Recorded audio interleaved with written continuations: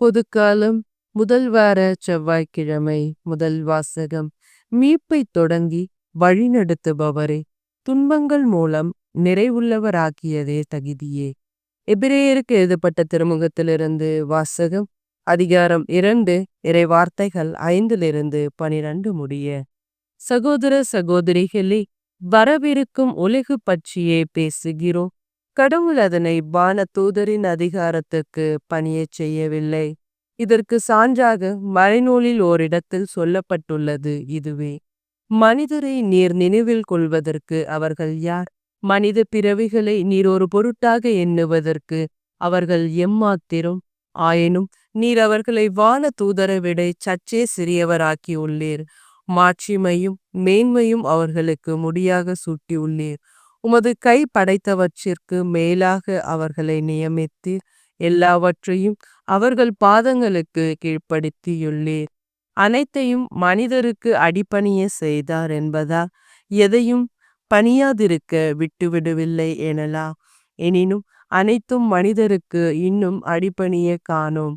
நாம் காண்பதோ சிறிது காலம் வானதூதரை விட சற்று தாழ்ந்தவராக இயேசுவையே.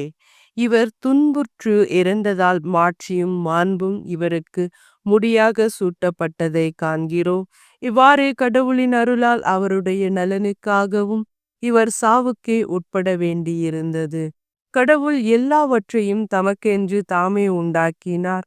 அவர் மக்கள் பலரை மாட்சியில் பங்கு கொள்ள அழைத்து செல்ல விரும்பிய பொழுது அவர்களது மீட்பை தொடங்கி வழிநடத்துபவரை துன்பங்கள் மூலம் நிறைவுள்ளவராக்கினார். இது ஏற்ற செயலே. தூய்மையாக்குகிறவர் தூய்மையாக்கப்படுவோர் அனைவருக்கும் உயிர் முதல் ஒன்றே.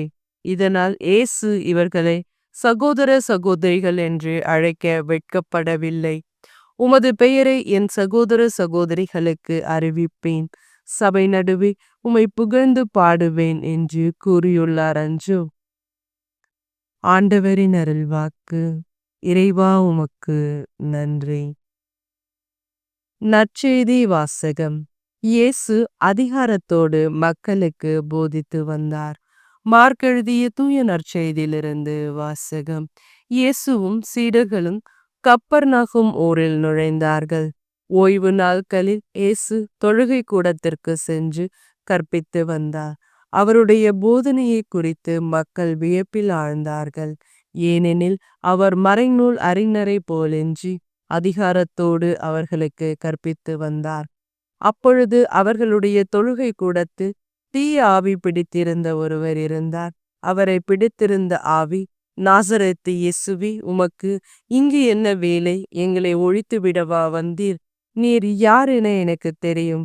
நீர் கடவுளுக்கு அர்ப்பணமானவர் என்று கத்தியது. வாயை மூடு, இவரை விட்டு வெளியே போ என்று இயேசு அதனை அதட்டினார். அப்பொழுது அத்தீய ஆவி அம்மனிதருக்கு வலிப்பு உண்டாக்கி பெரும் கூச்சலிட்டு அவரை இட்டு வெளியேறியச்சு. அவர்கள் அனைவரும் திகைப்புற்று, இது என்ன? இது அதிகாரம் கொண்ட புதிய போதனையாய் இருக்கிறதே. இவர் தீய ஆவிகளுக்கும் கட்டளையிடுகிறார், அவையும் இவருக்கு கீழ்ப்படுகின்றனவே என்று தங்களிடையே பேசிக்கொண்டனர். அவரை பற்றிய செய்தி உடனே கலிலியாவின் சுற்றுப்புறம் எங்கும் பரவியது. ஆண்டவரின் அருள்வாக்கு. கிறிஸ்துவே உமக்கு புகழ்.